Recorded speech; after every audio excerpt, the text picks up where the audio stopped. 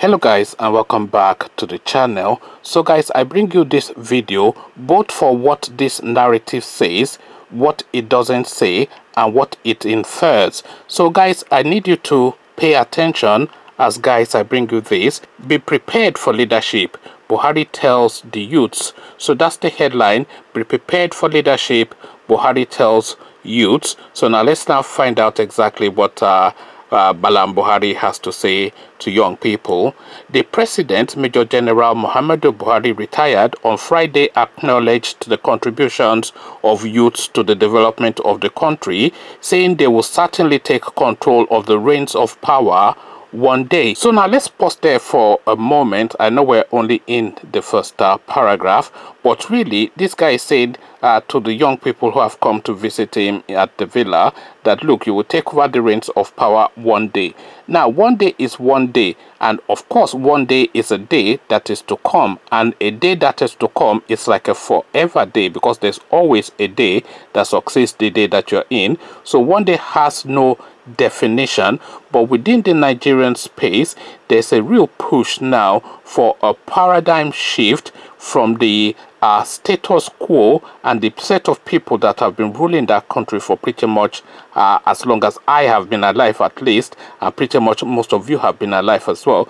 There now is that need now and that real push for a paradigm shift from that sort of class, from that cabal, from that set of people to a completely different set of people, and it has to be a generational shift as well. So now this is now where this story is, and this is why I am deciding to make this video, and this is why I started with that preamble, that it is a narrative on what is being said, what is not being said, and what is being inferred. So now, if the people that are circling round the Aso Rock seat are the people that are going to succeed Mallam Buhari, then nothing changes within the Nigerian space, not a single thing. If Mallam Buhari is succeeded by El Rufai, nothing changes within the Nigerian space, not a single thing.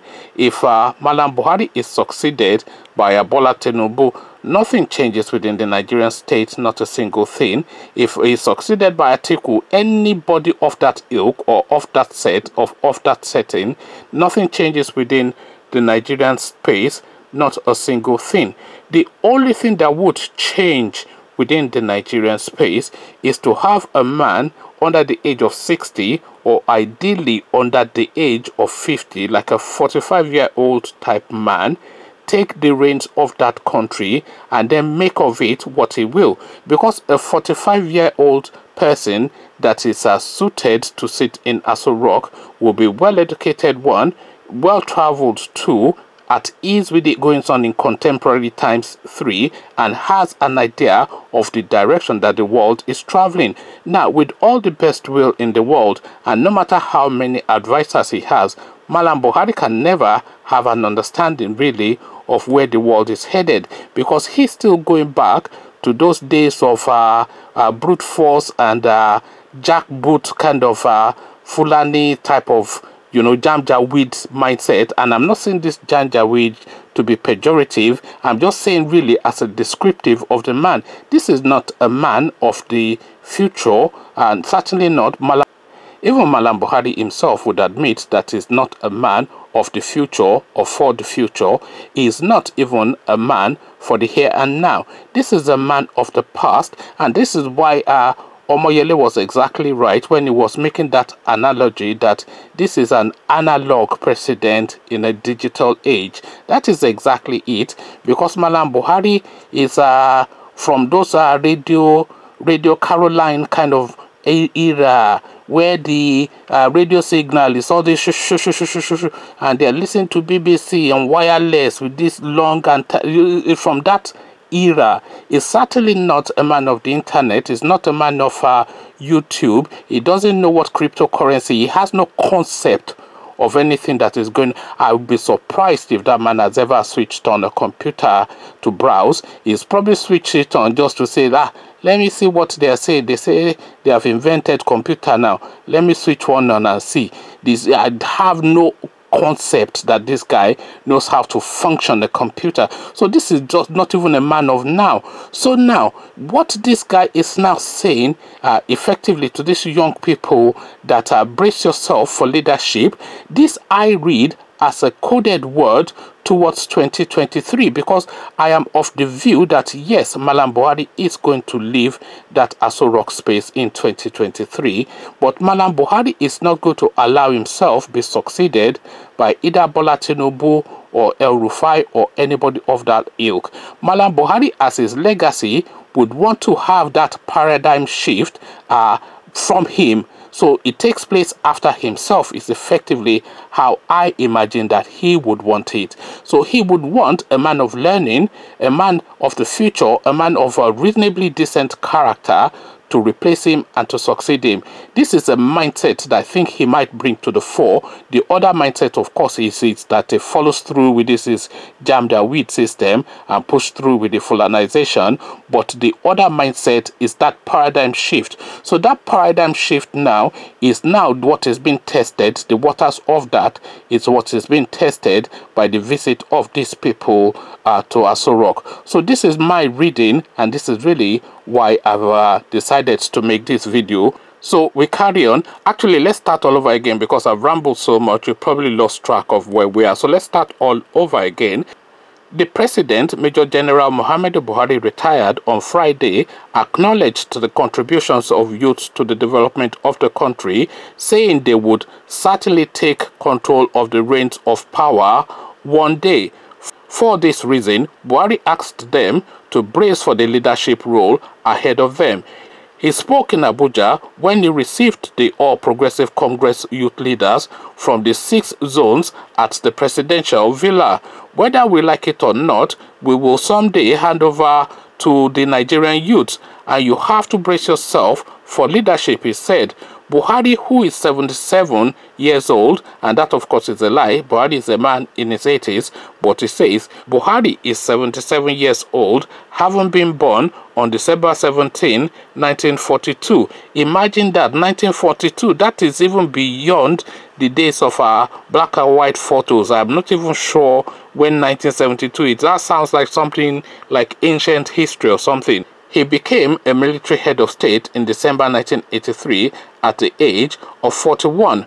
When he contested election in 2015, his first term as president, Major General Buhari, retired, was 73. He stated that to prepare themselves to lead a country like Nigeria, the youths must keep a broader view of the country by preaching religious and ethnic harmony. Now, if this guy is talking about religious and ethnic harmony, this of course is something that does not reflect in his practices. If you look at just the sort of voices that surround him, Abba Kyari, Mandaura, Hamid Ali, El Rufai, and all this, these are the sort of names that circle around him, to the point that we actually just recently discovered that Mandaura was actually living in the presidential villa. So that's the first voice that Mallam Buhari hears as soon as he wakes up, and that's the last voice he hears before he goes to bed. So he circles himself completely and entirely with voices of his own ethnicity and his own religion.